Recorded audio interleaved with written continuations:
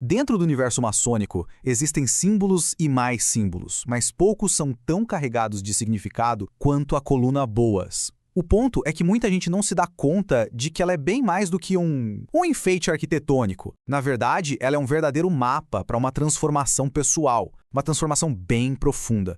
Hoje, a gente vai decifrar o que ela realmente representa. Vamos imaginar a cena. Um iniciado ali, em pé, entre duas colunas gigantescas. Ele não está lá só de espectador, de jeito nenhum. Ele está, na verdade, diante de uma pergunta que vai definir toda a sua jornada. O que significa de verdade ser a coluna Boas? E aqui, olha, está a chave de tudo. A essência do primeiro grau maçônico não é só entender o símbolo, é se tornar o símbolo. É um convite para incorporar na própria vida os valores que Boas representa, de forma completa. Certo. Mas por onde essa jornada começa? Bom, tudo se resume a uma metáfora muito, muito poderosa. A transformação da pedra bruta em uma coluna toda polida. É um verdadeiro projeto de construção interna. De um lado, a gente tem a pedra bruta, que é o quê? É o potencial que ainda não foi realizado. É o indivíduo isolado. Do outro, a coluna do templo.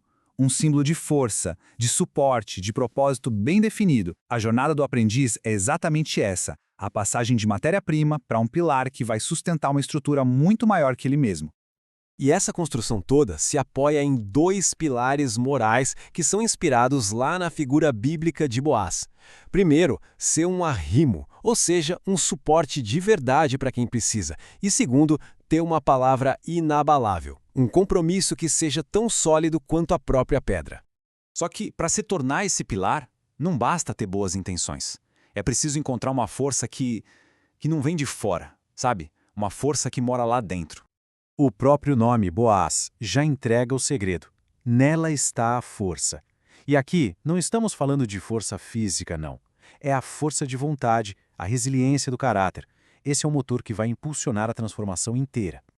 Mas como é que se desperta essa força? O caminho é bem claro. Começa se espelhando no ideal de Boaz. Depois, é preciso encontrar essa força de vontade interna para então começar o trabalho de desbastar a pedra, que é aquele processo contínuo de superar as próprias imperfeições. E aqui a gente chega num ponto que é crucial. Boas intenções, sozinhas, não constroem nada. É a força de vontade, a tal força da Boas, que transforma a ideia em ação. Sem ela, a melhor das intenções fica só no mundo dos sonhos. Com essa força interior bem estabelecida, a jornada fica ainda mais profunda. Agora a gente entra no território da honra, que é personificada na figura do remidor, aquele que age muito além do seu dever. É que aqui a honra vai além da simples obediência à lei. A questão é agir com base num código moral superior. É só pensar no Boaz da Bíblia. A lei não obrigava ele a resgatar a Ruth de jeito nenhum, mas a sua honra, o seu senso de dever, o levaram a agir. Na prática, o que isso quer dizer? Significa se tornar um agente de resgate na sociedade. Não no sentido de salvar vidas, mas de resgatar a dignidade das pessoas através de atos de caridade, de justiça, de integridade. É a honra pessoal se manifestando na ação social. E para que essa força e essa honra não sejam só um momento, elas precisam de uma base que não se abale. E aí a gente chega no alicerce de toda a estrutura, o caráter. O simbolismo aqui é muito profundo.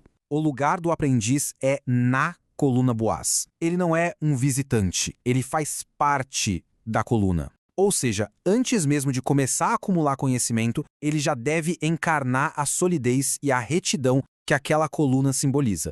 E a consequência da falta de caráter, nossa, é devastadora. Um maçom sem a solidez de Boaz é como um templo com uma coluna de papel. Pode até parecer que está no lugar certo, mas na hora da verdade, na hora que o peso vem, não sustenta absolutamente nada. É uma falha estrutural, simples assim. Agora, vamos juntar tudo isso, força, honra e caráter, para a gente ver a imagem completa. É a conclusão da jornada, a transformação do indivíduo em um pilar. A transformação toda pode ser resumida nisso aqui, a passagem de um indivíduo isolado, como se fosse uma pedra solta, para um pilar funcional, que é essencial para sustentar toda a estrutura da fraternidade. O objetivo final, então, é duplo. Primeiro, ser a força ativa que sustenta a comunidade. E segundo, ser o pilar que vai garantir que essa estrutura moral continue existindo para gerações futuras.